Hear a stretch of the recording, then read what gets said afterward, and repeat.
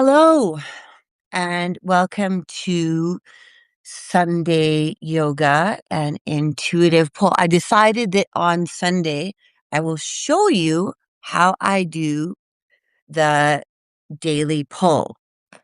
I'm going to have to move this for a moment.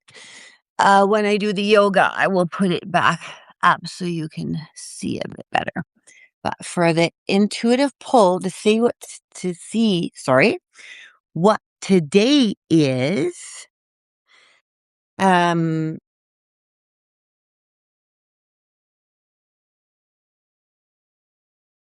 this is what we're going to do.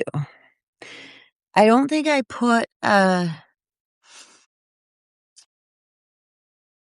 it up on the notes, but it is what it is. It will be broadcasted, and you will be able to see the actual poses properly.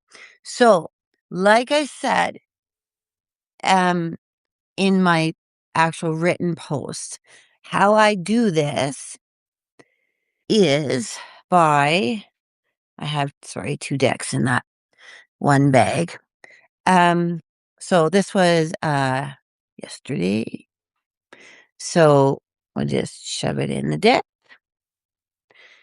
Counterclockwise is to open energy.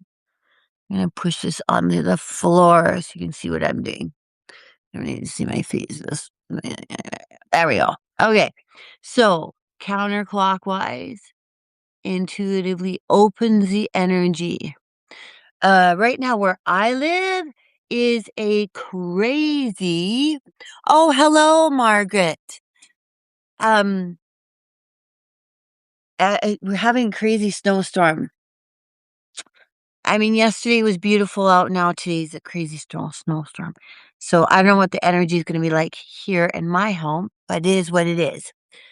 So, and then so I smush them all up, and then we move to closing the energy and seeing what today is going to bring. Actually, I don't feel like that was enough. There we go. Close it up. If something flips or falls, it automatically becomes part of a reading. So, whenever you're doing a reading, if you read tarot yourself, uh, that is how it should be done. If it falls out, it naturally becomes the card. And I've done that particular thing for years, as well as that. Today we have the Queen of Cups, which is me. I mean, this is my significator card. It is number 37 in the deck. And it is about intuition. The Queen of Cups, her energy is intuitive, perceptive, uh, emotionally balanced. So funny. You know, I think if I look back, I think this exact card came up last Sunday, which is so bizarre. You saw how I mushed this card. I shuffled them, sorry. um, so so that's how that comes up. I will read you the haunted tarot. You can actually wait, before I do that, so these are my little chakra cards.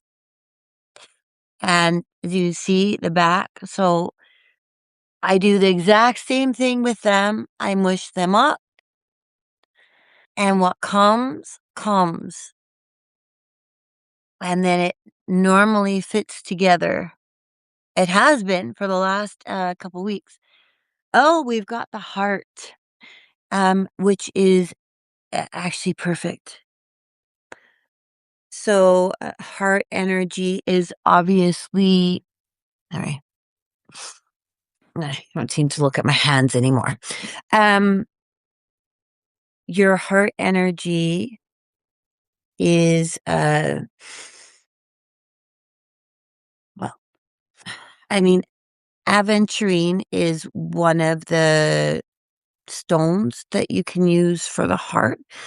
Um, pink quartz crystal is another, but this is how I do these polls. So nothing I do is, um, I don't choose it and make it fit together for the week. What comes, comes. Okay, so the heart, leadership qualities, decisions, promotes compassion and empathy. And together with the Queen of Cups, it completely makes sense. And you've seen how I did it. And that's how I do it every day. So we've got the exact same thing that this card says is what the heart is about. Intuition, compassion. I mean, well, third eye and crown are a little bit more intuition, but still, it's compassion. It's emotion. Cups are about emotion. Um, but it's the actual haunted tarot because I like to do this, not just, I know what the Queen of Cups is. I already told you what she is. However, what I like to do is tell you what the deck creator says. So we gotta get to this is where I take my little shots of everything too. Sorry, it's gonna take me a second here to find the I just terrible at this, but it is what it is. It's I can't um predict it, so I can't pre-have this ready. I mean, I've chosen sorry, I guess I've chosen for Sunday to be this way so that it is actually, okay,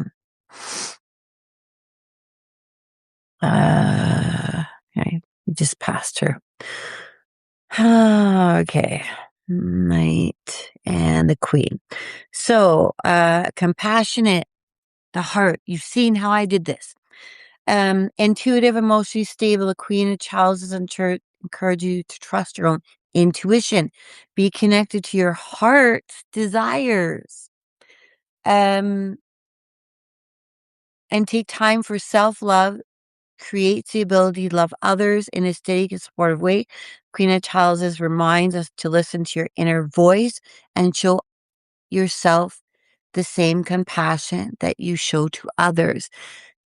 Self-love is something that is just as important as giving to others. If you don't give to self, you can't give to others. It's just not how everything works. So you can see how I chose those cards and how they literally fit together. Um, and I love it when stuff like this happens because it just shows the authenticity of it.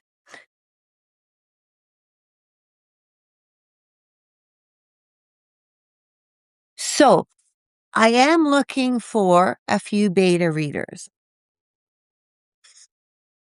I know I've been posting different ideas of what I'm going to do for my publishing. Um, but I've decided to go really, really self where I'm in charge of marketing. I'm in charge of pretty much everything. So that means I have to hire an editor because my book is a lot of trauma, my own trauma I've been through. Um, Writing it was hard enough. Going back, rereading it, and trying to edit it myself isn't a good idea. Um, a lot of books you can do that with, but when you're dealing with your own stuff, I would recommend outsourcing. So I've put it out on Red Sea, but also if there's anybody here, let me know. I'm going to go to where I left off. Um, so we did the first chapter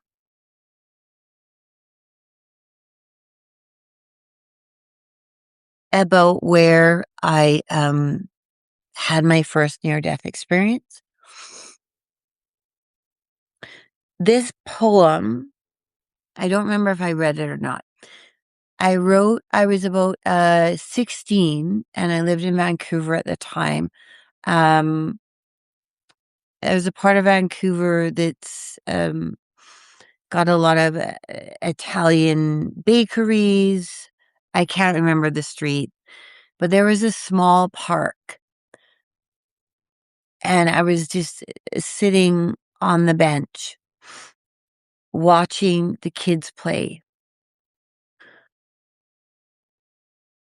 And it was fall, so the leaves were falling. Um, Vancouver is very beautiful. I haven't been back in a while, but it's very beautiful. I mean the that was weird. Um, the seasons. You do get all 4 seasons, and my favorites are spring and fall, and I like to spend as much time outside as humanly possible in those times. So I was watching the kids play, and I wrote this. As the leaves fall softly from the trees, the cool wind whisks through my hair. Children are laughing and playing without a care in the world. Life will always go on this way. Even when I die,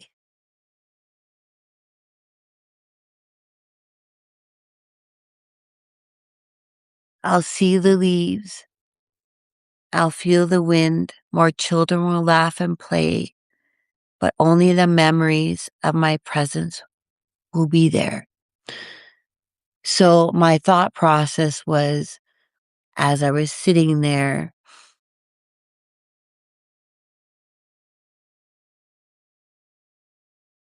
that your your energy, and my belief, your energy stays, parts of it stay. And that's what this is about. This is about a memory for me that was very calming.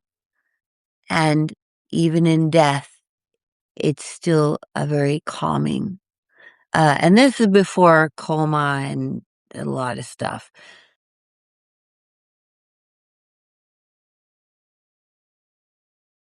And I had a friend write it in calligraphy in gold, um, but somewhere along many years of travel, it's gotten lost. Now I have my own calligraphy pen and I'm learning how to use it. And I will probably rewrite it myself and then post it up. So, chapter 2, it's called The House of Echoes. Although my father was extremely wealthy, an architect who owned many properties throughout the city of Winnipeg, we lived in a small bungalow, 137 Rossmere Crescent, 10 houses from the edge of the world, or so it felt to me. A sprawling park on the banks of the Red River, That park was my true home. I spent most of my childhood within its living green arms. Those were the days when you were told, go outside and be home by dark. Dinner time, basically. No cell phones, just bikes, scraped knees, stretched out phone cords. Our phone was bolted to the kitchen wall as a yellowish green. It had a little alcove, um, and the cord was long from me uh, trying to have private conversations and um, pulling it as far as I could until, of course, I got my own phone in my room. That was fun. Um, the wire pulled tight like a ritual tether, always near snapping. Yeah. I didn't want my dad to hear what I was talking about because normally I was planning something. If your friends didn't answer the landline, you rode your bike to their houses. One by one, we would gather each other up like wild flowers and drifted inevitably towards the park. It was vast, sacred. In winter, the path became cross-country ski trails. We actually, in my elementary school, they took us there, um, cross-country skiing. And we also played curling. Some of you might not know what that is. Um, eh, there's these rocks, they're called. They have handles on them, and you throw them towards like a bullseye, trying to get in the middle. And each team has their specific colored rocks. So you're trying to get as many points as you can and as close to the center. When you throw them, you have people that have these brooms on, oh, it's on ice, by the way. And they sweep them to either make them go faster or they don't sweep if they want them to go slower. In my school, they took paint cans and put handles on them. So they would fall over a lot. But that's what we did in the winter for outside gym. Um, these memories are very fond to me, to be honest. But the park by my house was different. This was where I started writing poetry. I used to sit and by the river. Oh, and I found we found body parts in bags one time. And no, I'm not making this up. I always carried a pocket knife. My dad gave it to me when I was very young. And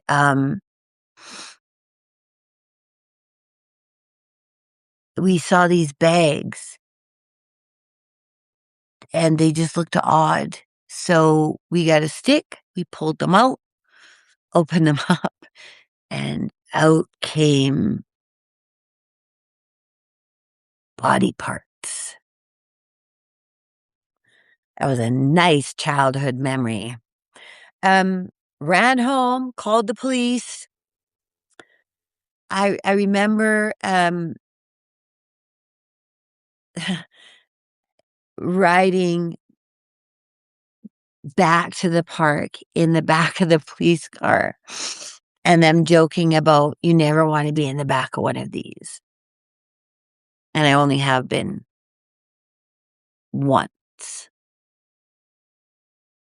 other than that.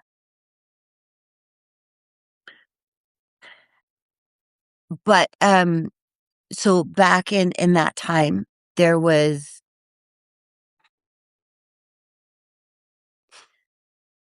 some really crazy stuff. There's like a lot of that's when Clifford Olson was a serial killer um, back in those days. My mom actually, she was a corrections officer, and she actually looked after him when he got imprisoned. Um, but I don't know what or why because the police didn't want to traumatize us and tell us. Um, I mean, we were little kids finding something so odd like that. Anyways, that park was my second home. I used to roll down the hills and so I'll go on with the actual book. Okay. The park was my true home. I spent most of my childhood within its living green arms, and it's true. Okay, we already did that part.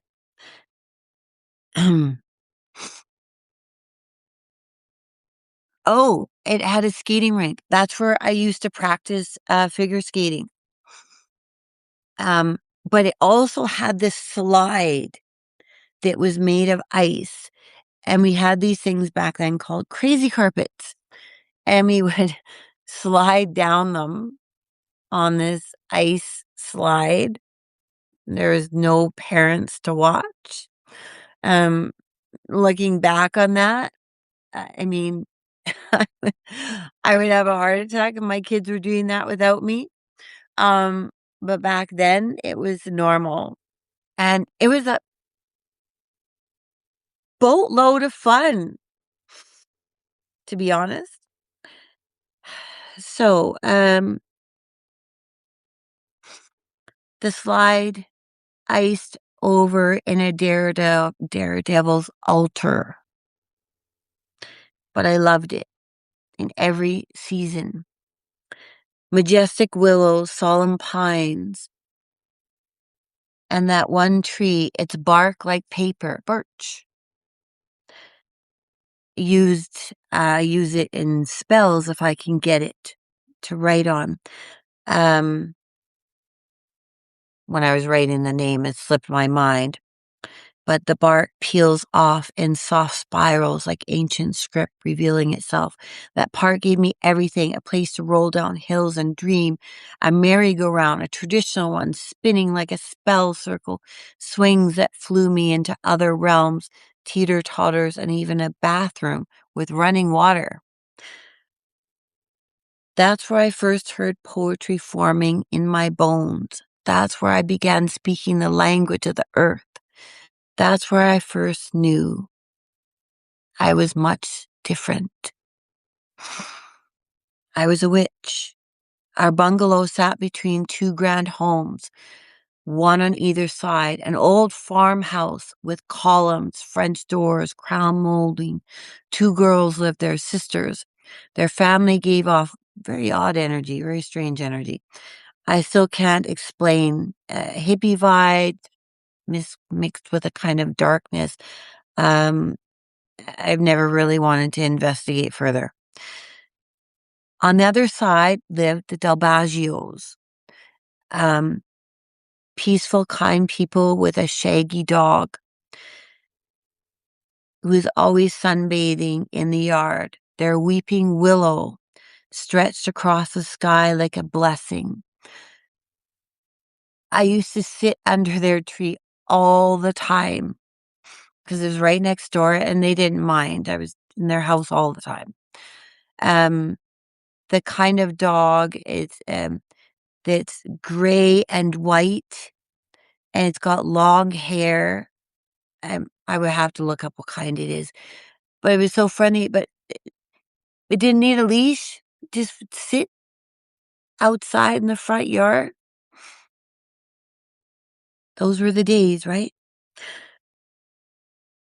Our house was small but perfect, white with black trim, a pine tree at the driveway entrance, flower beds, beds bordered with stones, a tiny white picket fence where my dad sometimes grew tomatoes. Inside the master bedroom to the left, the living room to the right, straight ahead was a cupboard that led to the attic. Dracula lived there.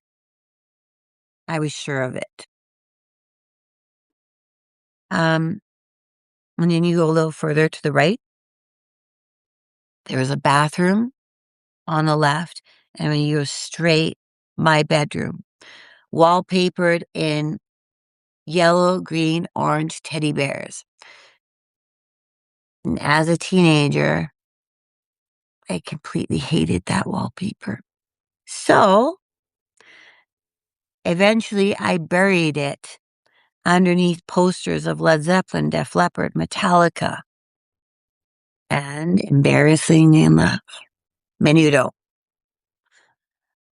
And I said it out loud. I can't take it back. I rearrange my room constantly. I don't know why, I just did. I rigged it to escape out the window onto the roof of our motorhome because it was right there, and I could just crawl on, and there was a little ladder.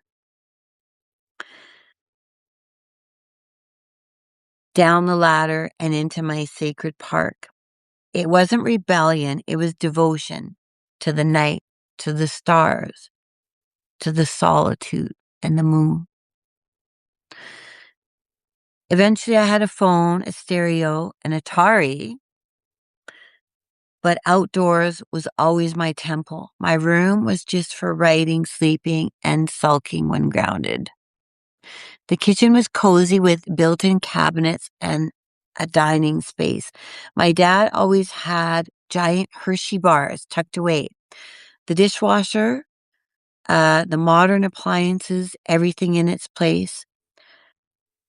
No forks to be left in the sink ever. Now, as a parent, I understand why. The dishwasher is there. Why leave the stuff in the sink? I get it why my dad used to flip out about this, because I do the same thing now. Outside, a saffron colored stone patio my dad built by hand. A barbecue in -40. He'd go out there. A garden along the garage. We had ski-doos. My cat named Spoofy. His name got that because when I chose him, he was on the roof of the barn. And so it's Spoofy on the Roofy. I was 4. I chose the name. We had 2 poodles, Tiger and Daiquiri. We even had a racehorse, not at my house though, obviously, at my uncle's ranch named Derby Dare. But Spoofy was my first familiar, chosen from a farm. He lived 23 years. He broke my dad's heart when he died. I still remember that, my father crying for the first time. I don't speak much of my mother. Do you want to know why? She was gone for most of my life. She left when I was in grade 1, then came back, kidnapped me for 3 years. But that's another chapter. My dad spent $250,000 getting custody of me. I stayed with him and his girlfriends. I kept his last name when I got married to honor him. The spirits I saw in the house, the dreams that came true, he brushed it off, or so I thought. I almost said he never knew. But as I was writing this chapter, I could hear him laughing as I was writing it. Like I could, because I hear and see spirits. I'm a medium. Just, it's normal for me. I'm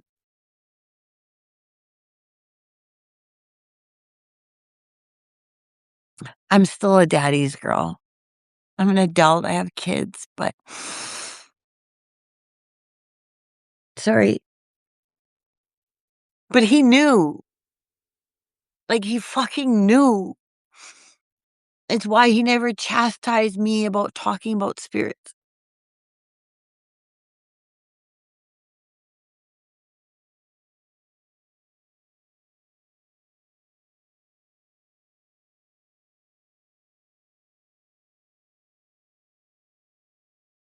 I'll leave it there. I don't wanna cry. But, yes, I'm still a daddy's girl.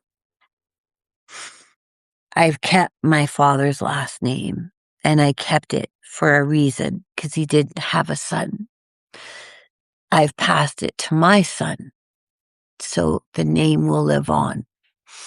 I did that to honor him. $250,000 in the '70s was a lot of money, and he fought to get me. So when, spirits arrive for me, when messages come, it comes in my left ear. It's a ringing or a plugging. It all depends. This right now is a plugging. It's a memory.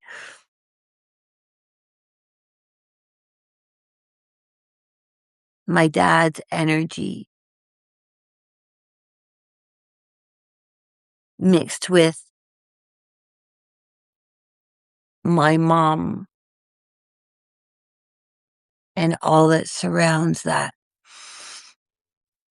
The 13 lunar curse break I'm doing, the whole reason I started writing on Substack is to uh, originally I did it to release my mom and all the women.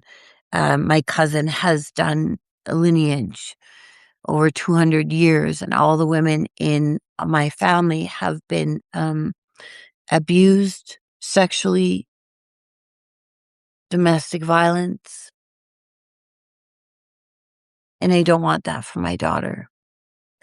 A 13 lunar curse break is not something you enter into lightly. It takes 13 months.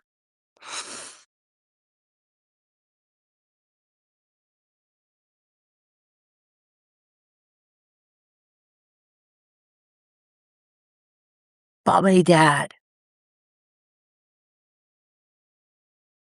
dad loved me.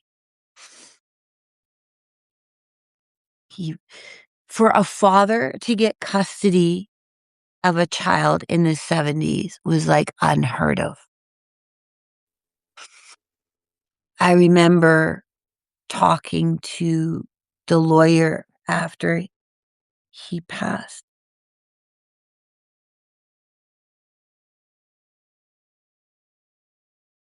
and him telling me, like, even the lawyer was saying, this might not happen and you're spending so much money. My dad was like, I don't care. I want my daughter back. And he got me back. But he was very traumatized by women. And yes, I grew up with a lot of violence in my home.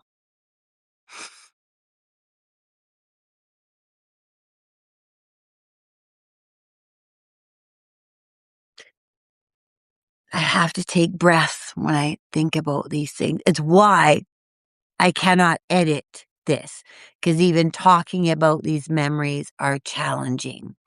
So having to relive them, editing wise, it would just be too much. So outsourcing that is a much better idea, I think.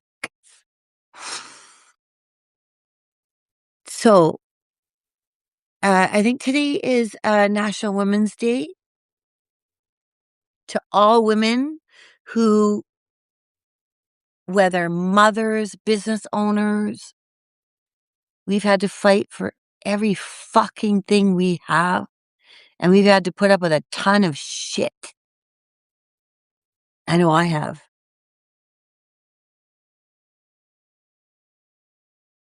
To get to where we are.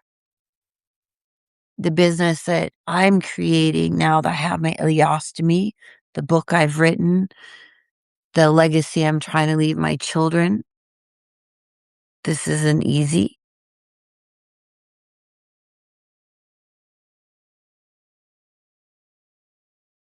So kudos to all you women. Margaret, I know you work hard and you have your um business, and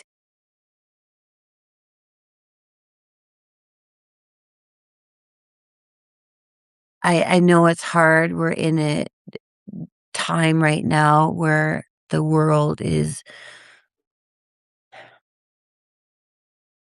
in my opinion, Trump is lunacy embodied in one human. Um, but the war he's waged now has literally almost doubled gas prices. I know here we're at $1.61 per liter. I don't know what that is in US. I don't know how to do that transferring thing. So, to all the women, mothers, daughters, businesswomen,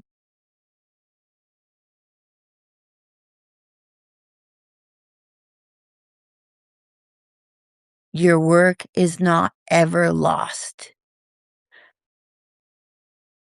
Somebody will always see you. So, oh, my Willow Witch store on Etsy, 40% off to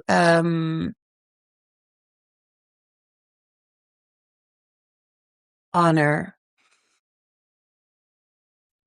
women and women who own businesses. I sell a lot of antique jewelry, um, as well as things I make, um, candles and such. And then this art that I've been creating, I don't want it to fall. I'm waiting for um, there is a a spray, and it just adheres everything. So this is like one of the pieces that once I've sprayed it, I will then place it in um like one of these. It's like a box frame, and it's just because it has the space, because there's some crystals and such. But I need to spray it to finish it first. I make these during readings. I make them in meditations, rituals, so they all carry complex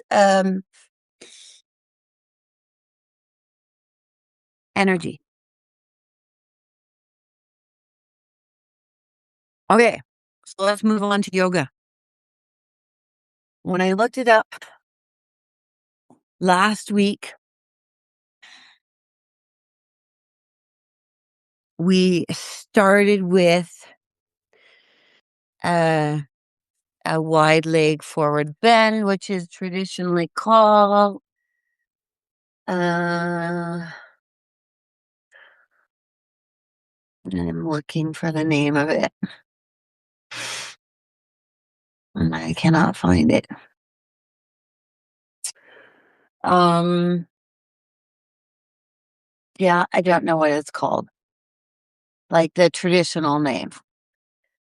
But before we get there and do everything, I'm going to raise this up so you can see a little bit more. Actually, you know what? We're going to start with the feet. So one thing I want to teach with yoga is this: feet. Your feet are the most important thing. So, Tadasana or mountain pose. So when we start with our feet, need to learn how to raise all the toes individually, spread them wide like fingers, and place them down one at a time.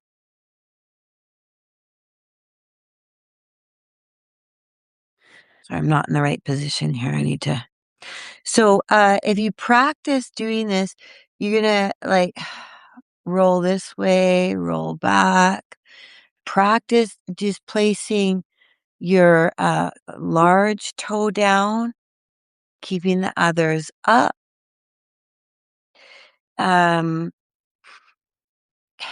it's very hard to learn because these muscles in your feet are very small, and we're not used to using them because we do a lot of stuff where our feet are compressed, and that's why barefoot runners are the best thing to do. So we're spreading them like fingers, placing them down. So you roll back and forth. You want to get the feeling, and you want to get the feeling of getting to that perfect spot where everything becomes balanced, where your core becomes engaged. I think you get the toe thing. So now I will move it so you can actually see what I'm doing. Okay, so Tadasana, so you get the whole feet hip width apart, shoulders, we roll them back and down. Core is engaged. That means you're tightening this here. You're also going to engage the glutes, and that in turn engages the quads. Shoulders are back and down. Hands out in Tadasana. But we're going to take a few breaths here. And this is opening up the space. Slightly bend down, up, back in prayer 3 times.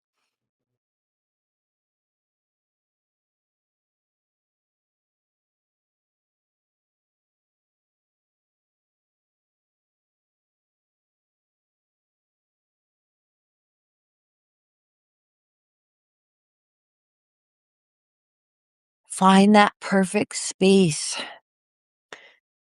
This is how you sort of warm your muscles up because you are engaging them. Everything's engaged. When your shoulders are back and down, your back is engaged. Your shoulders are engaged. Your core is engaged. Everything is working. My calves are working just by standing properly. Standing. Everything is starting to work. Now, generally, if I was going to do a complete yoga program, I would probably go into warriors and different things like that. But we are going to go through the poses that I showed for the week. So the first one, so feet, legs apart. Um, your feet are angled out like that. Again, you're gripping the mat with your feet. And for a moment, just stand and find the balance.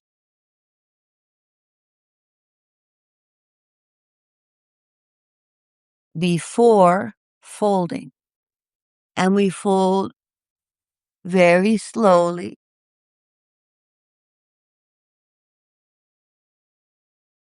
And you, as wide as you can get. Sharp pain, stop. Stretch, good. And then what you're going to do is your hands are forward. and then your head reaches down to the mat.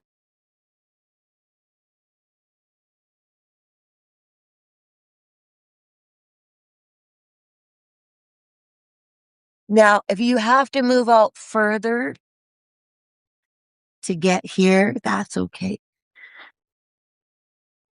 You want to be as comfortable spreading your legs apart as much as you can, but we do this in phases. We don't just jump into a big stretch like this. So you slowly start stretching more, and then you're going to feel it. You're going to feel it uh, your inner inner thighs. Now, this at the same time when you're doing this, you want to be still. The feet are still gripping the mat,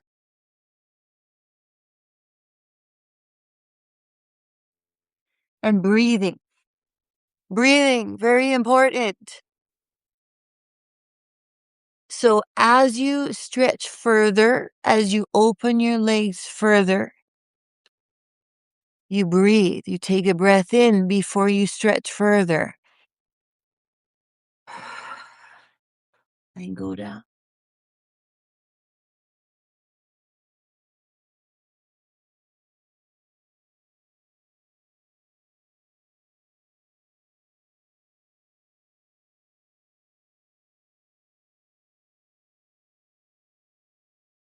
Now, when you're coming back up, you walk your feet back in.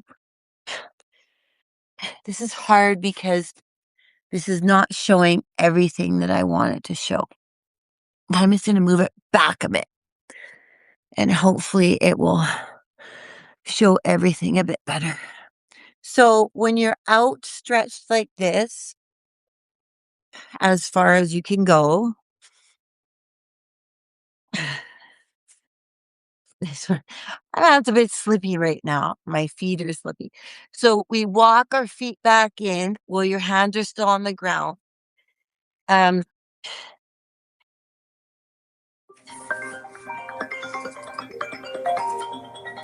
oh, heavens.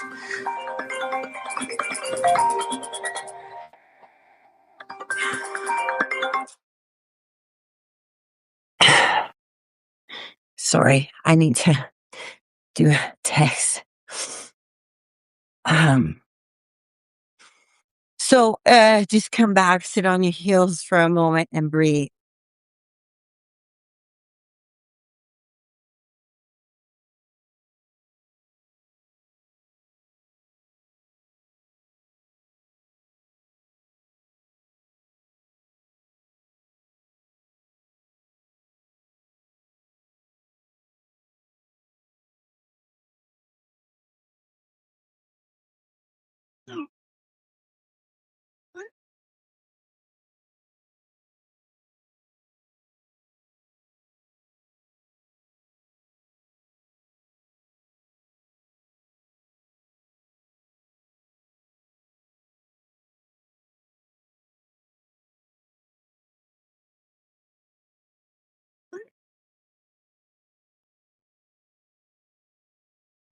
Okay. So when you come back, so the next pose that we did last week is it's not on this one. Um it is for your crown. Oh, here it is. Okay. So it is called rabbit pose or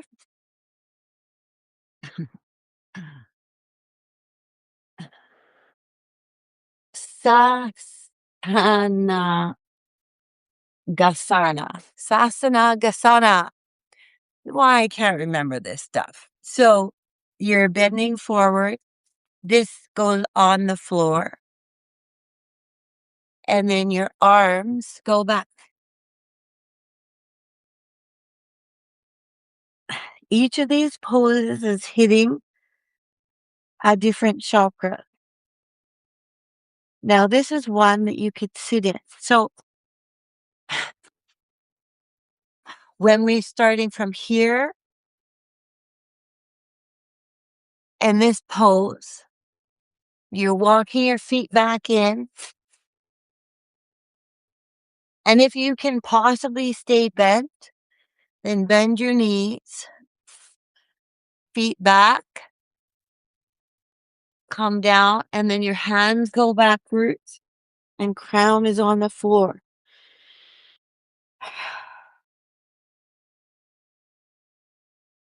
And let that release.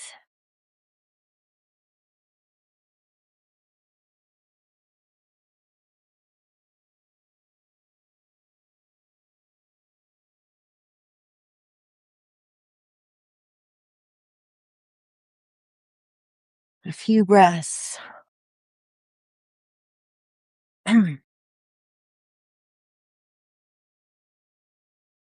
If you feel that in the lower back, sharp pain, stop. Stretch, okay. But lower backs are cringy.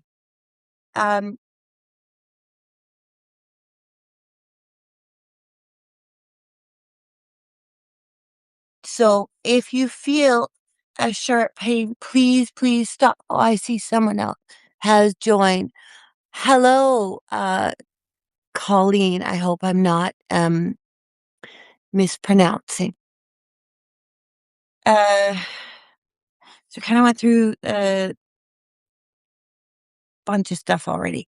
But these are the yoga poses that I taught over, or I wrote about over the week. I'm teaching them now.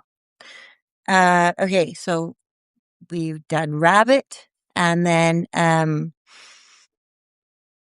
pretty sure then it was an outstretched version of downward dog. So, oh, shoot, my coffee's tis what it is.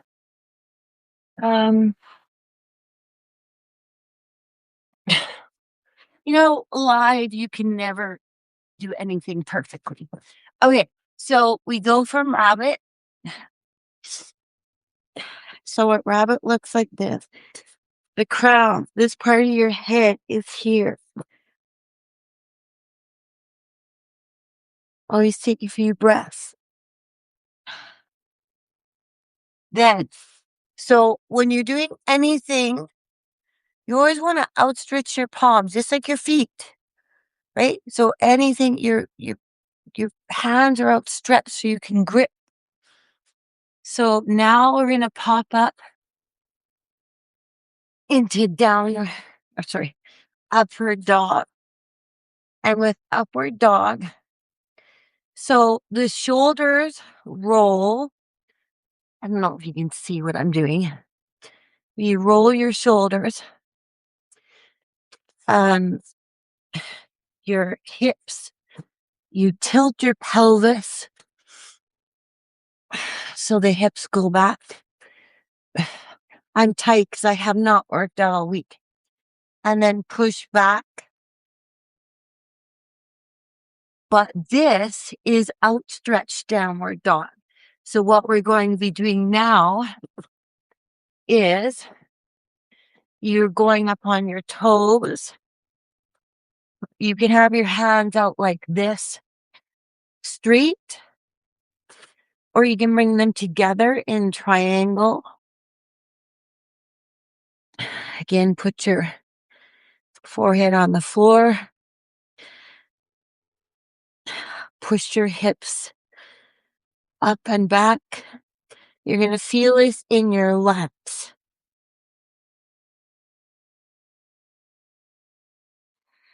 Core is engaged. Now we're dropping into forward hero. My hands are really sleepy. Forward hero. Legs are stretched like this. You push forward, hands pop. hand on the floor, hand on the floor, and you're going to reach, but you're gonna push back.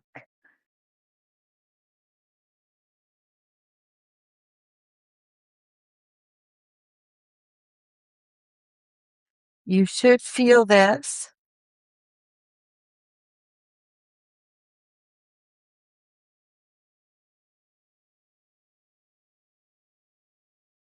in the shoulders, but also this should give you a nice lat stretch.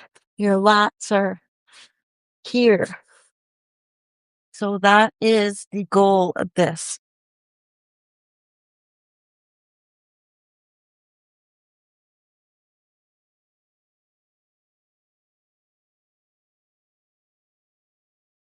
And you're pushing your armpit down because you're pushing back. Well, reaching forward, you're pushing back with your hands.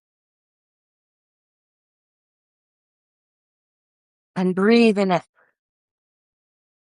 Now, always, if you need a rest in yoga, child's pose is the best bet.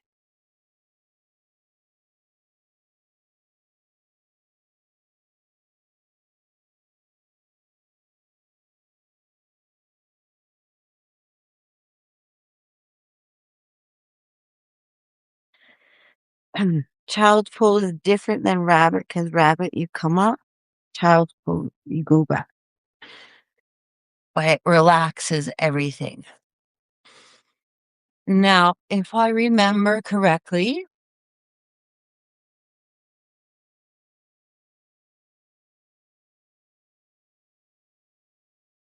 we are doing uh so when I saw it's called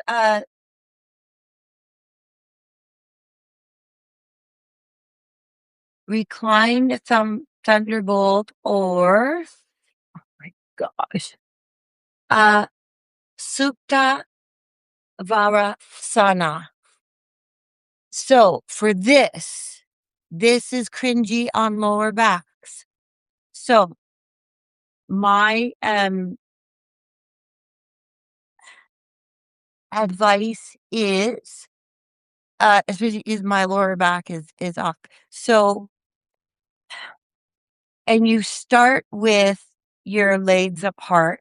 You're sitting on your heels. And the goal is to lay flat back. But in the beginning, this is okay. So when you're doing it like this, hands are shoulder width apart. You're going to put your head back. You're going to push your shoulder blades together. Open up the chest so your heart is there. And this is where I want you to start this pose. Now, if you can go deeper, you slowly start with this. And I don't know how comfortable I'm going to be doing this because my back is still. So normally, if my back is off, I put my hands under here so it supports my back as I'm going back. So this is getting into the pose. You will feel an extreme stretch in your quads.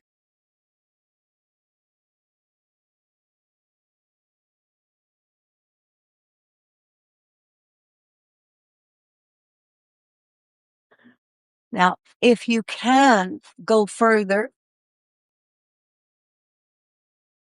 then we reach all the way back. But my back's a bit cringy. So I'm not going completely back.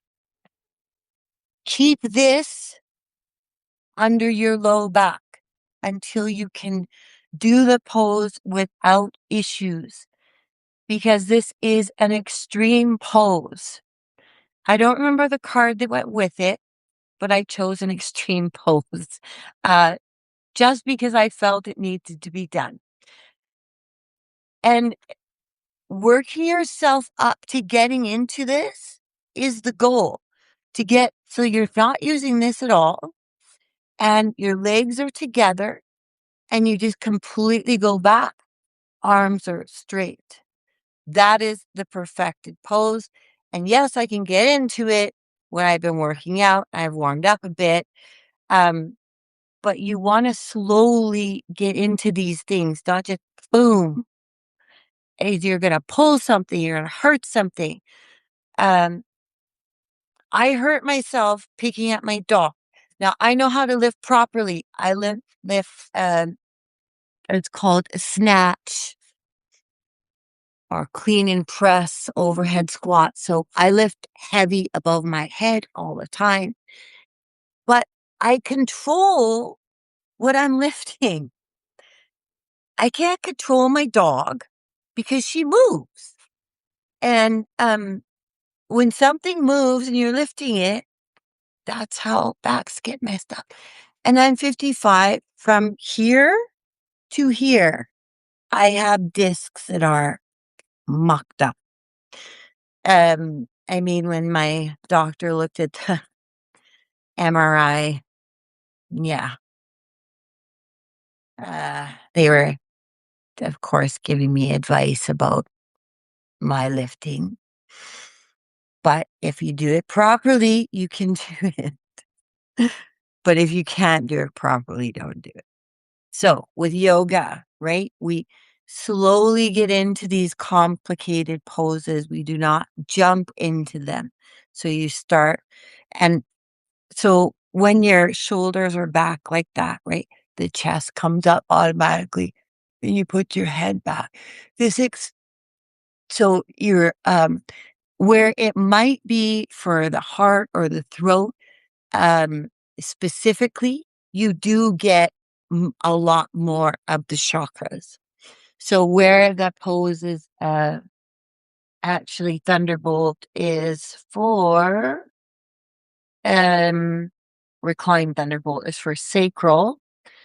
Um, you hit a lot more than that, especially as you're getting used to doing it.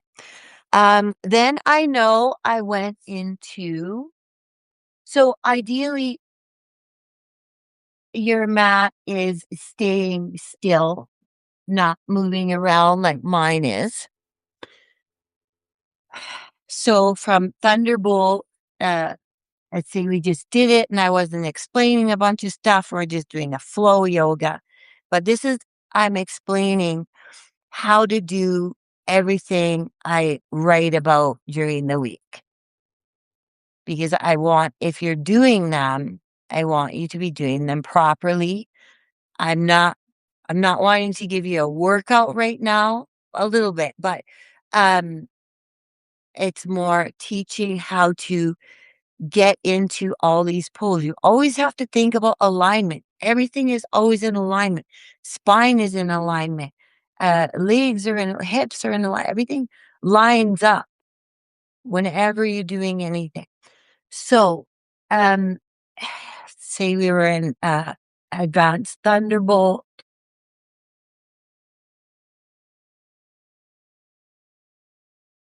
Then you come back up. Take a couple breaths.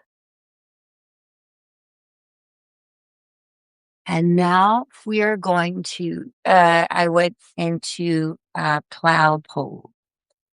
So to start to get into plow pose, you're just going to outstretch your legs.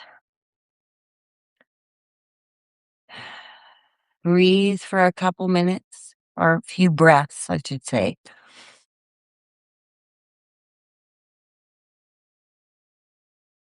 And now, the best way to start getting into these again, like, okay, so yeah, I wanted to show a couple of things I have.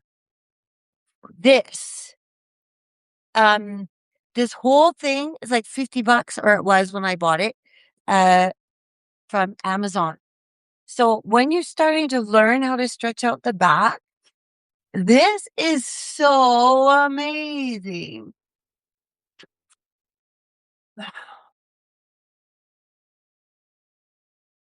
Um, I can't tell you how good that feels. Um, so it comes with this.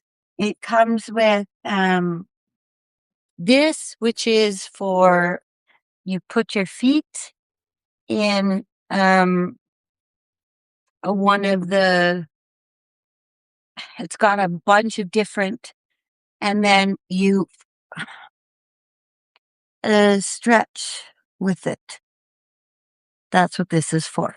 So again, like it's amazing for getting to these extreme stretches. Um, it's just a lot easier. But so the kit comes with this, and blocks. So if you're doing any poses that you're sitting, I know in the past when I couldn't do anything. So if sitting is regular sitting is too hard on the knees, you sit on a block and it takes all the pressure off the knees and you can still sit properly, but it the raising up is so much nicer. And for when you're getting into poses like this, raising your hips off the floor is so much easier than here. Can be hard, a lot harder on so like this is kind of a semi piriformis stretch, which if you have sciatica, um it's how you so what I like to do is at the gym they have a it's not like a massage table, it's a big table and you put your foot up on top of it and then you lean forward and for 10 seconds you push down this way and hold, and then for 10 seconds you raise up pushing on your feet, on your foot. But imagine I'm in a standing position. I'm going to try to um show what this would be like stand. So you're standing and there's a table in front of you. You take your leg. Give me a second here. Get my balance. Your leg goes up like that on the like that. And then you push down here for 10 seconds. And then you on for the other 10 seconds you push on your foot. I'm not taking my time to get into balance. So um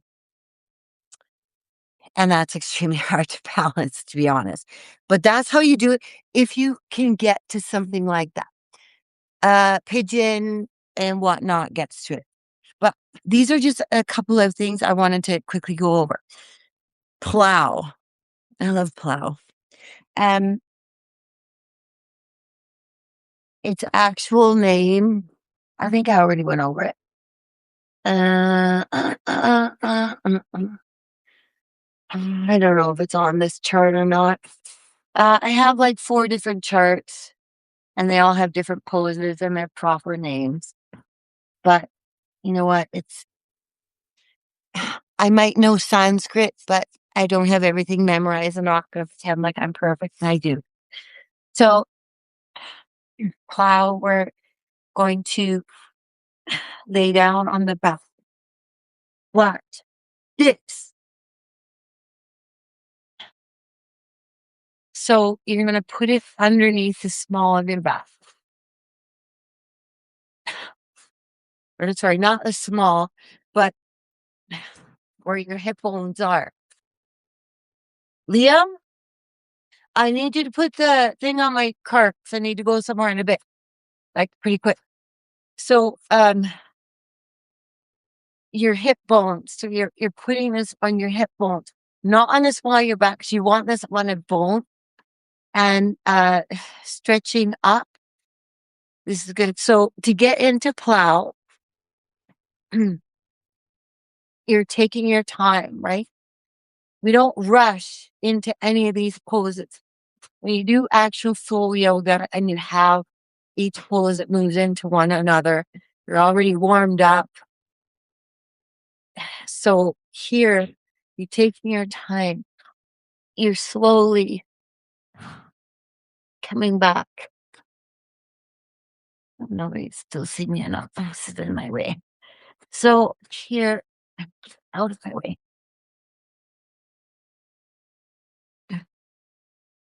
So feet, you want to get them onto the floor.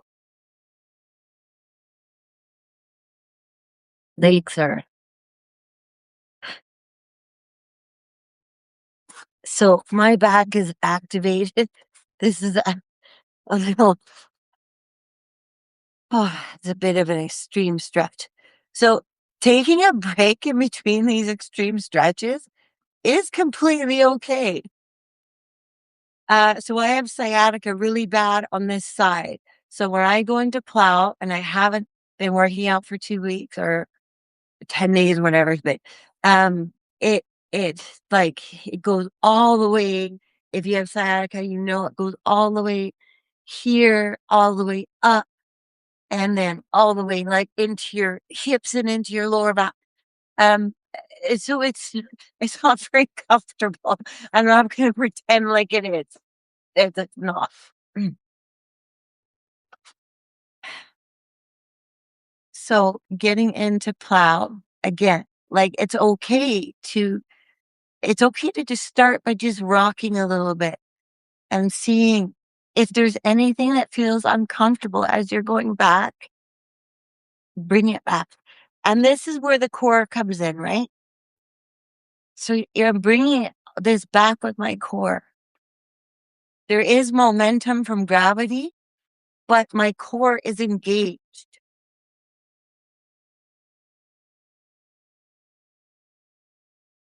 So you want to get your tools on the floor. Stupid blocks is in my way. It's annoying.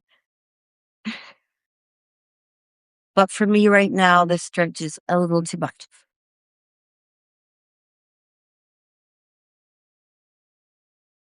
So breathe into it.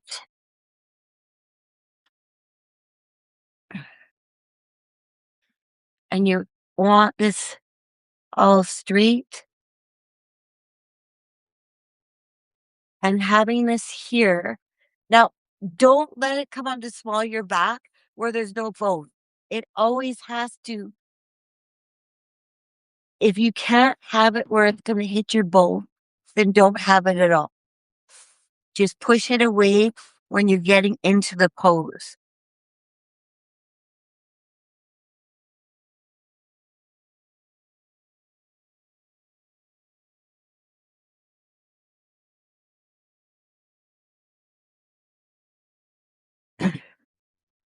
After a while, so with the sciatic stretch, the stretching the piriformis like that, as well, it does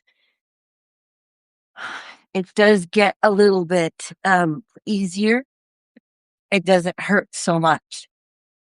Um, the longer you're in the stretch. I'm just gonna so let's do the box out of the way. So I just really want you to see what I'm doing here properly. So when we start with just the legs up, and then you see what's comfortable before you go all the way through.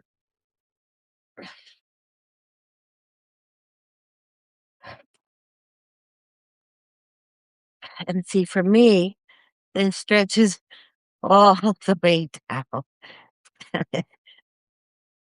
Not fun at all.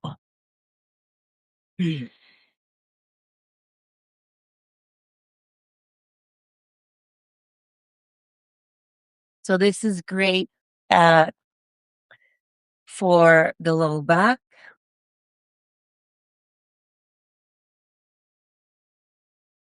And then also because you've been working the low back, a little twist is okay. A little bit.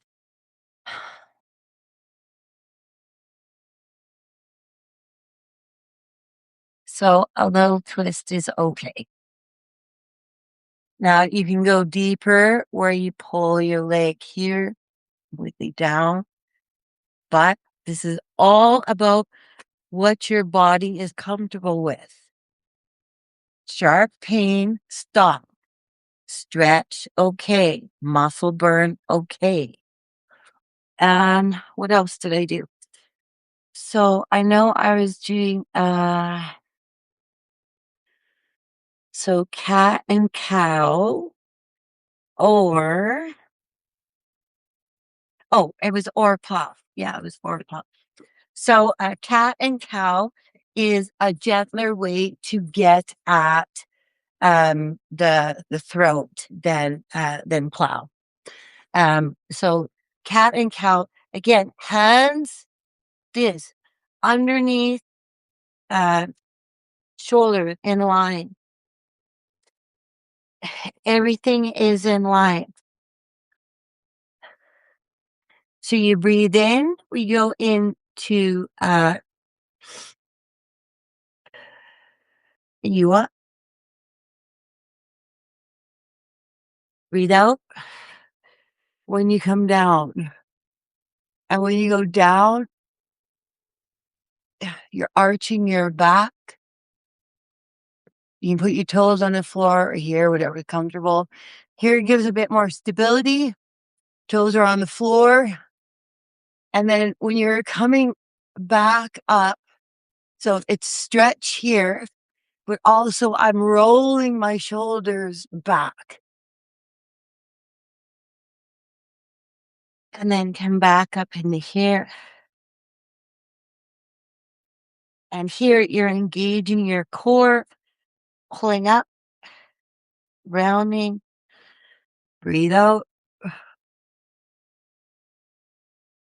and then pushing those shoulder blades together, arching the back. That is cat and cow. Now, heart.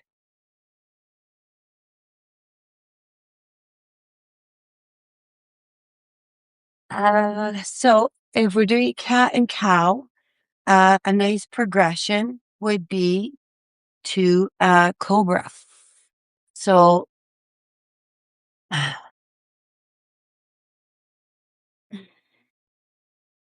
you stretch your legs back. And again, the shoulder blades go together. Engage your glutes.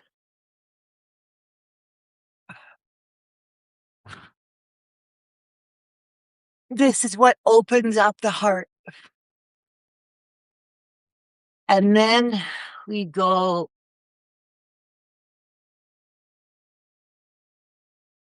a more relaxed forward hero.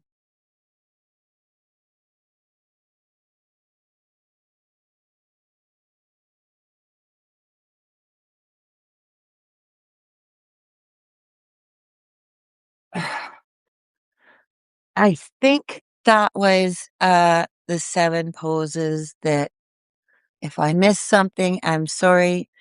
I'm pretty sure I added more in. But that last one, the cobra is for the heart. It's different than so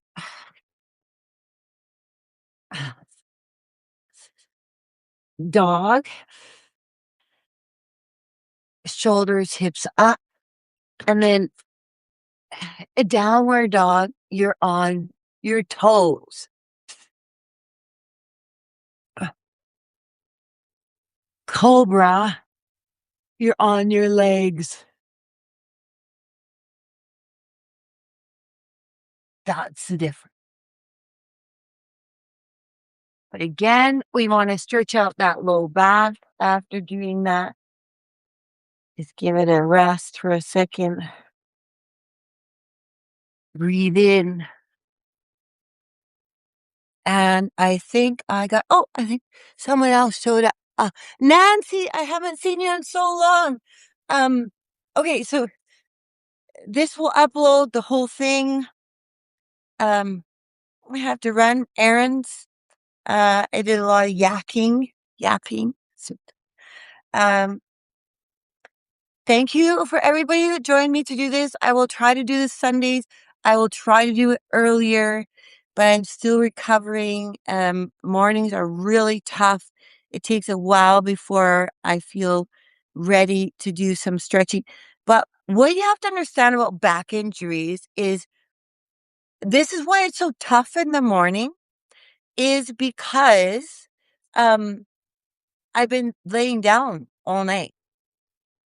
The more with a back injury you lay around, the worse it gets. The more movement you do, the better it gets. And people thought for so long that they just need to lay around. No, you're better off to get up, but you start slowly, slowly get out of bed, slowly move, slowly walk around, do a couple, if you have some stairs, up and down a couple of times. Um, and your back will get back better quicker than laying around. Things that are tough on the back is standing without properly. Um,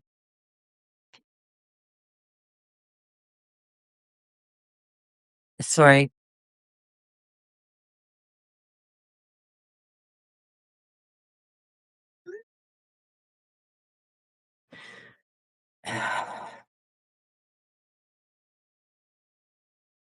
Um,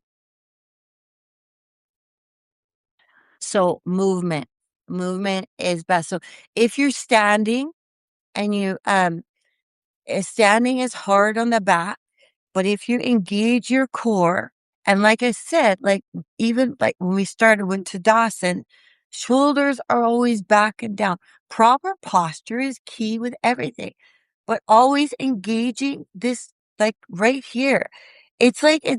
Imagine you were at the beach wearing a bikini, or for a guy wearing shorts, and you don't want everything hanging out. It's how you will naturally suck it in. That is your lower pelvis core. And that's how you should be walking, standing all the time. You should be engaging that. Um,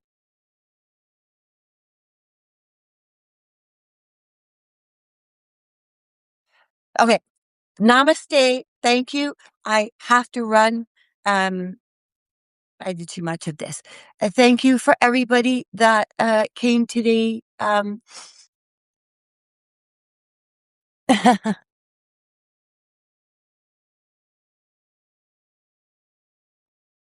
Oh, uh, Alexia,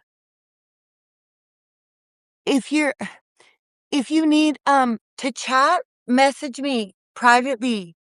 If you want a healing session, I will be back in about an hour. Feel free to message me. We can do a FaceTime. Um, just you left a message. Your life is falling apart. If you would like to do a short little Reiki healing, some breath work, I'm totally available for that. But I have to go. I have to run before my husband gets really mad. Uh, uh, I have to go. So, namaste, all. Thank you for joining me. I will be much better next Sunday. Okay. Thank you all so very much.